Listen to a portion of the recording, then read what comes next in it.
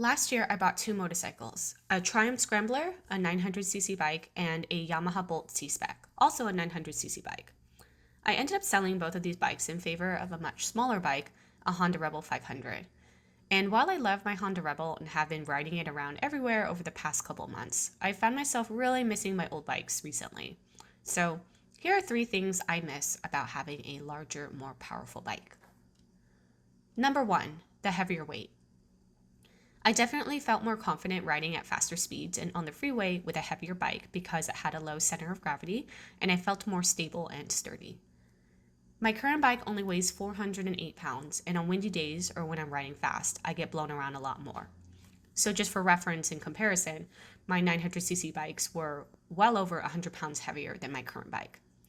So, right now, I really feel that I have to focus on holding the handlebar steady during certain riding conditions because a strong gust of wind could probably literally blow me over, which is really scary to think about.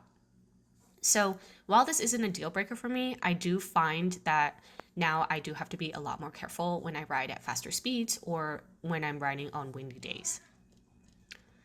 Number two, torque.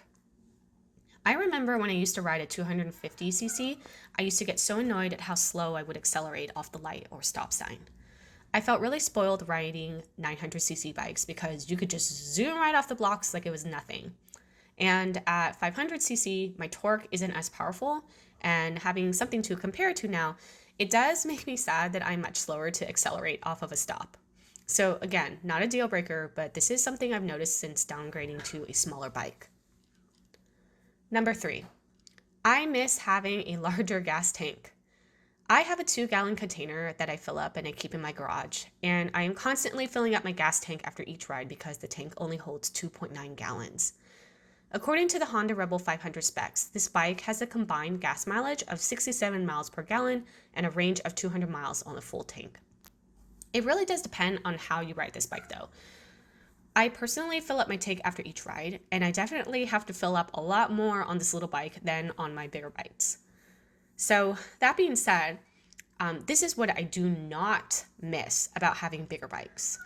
Number one, not being able to sit flat-footed at a stop, being wary of where and when I ride because I wasn't confident I could handle the bigger bike, avoiding certain areas I used to ride to because I wasn't confident I would be able to safely maneuver through those conditions, for example, crowded areas, avoiding group rides because I wasn't 100% confident that I could control the bike in a setting like that.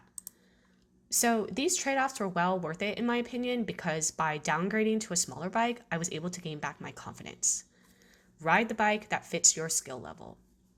However, I will say I really miss going really fast because I'm only able to do like 60 to 65 miles per hour without killing my bike.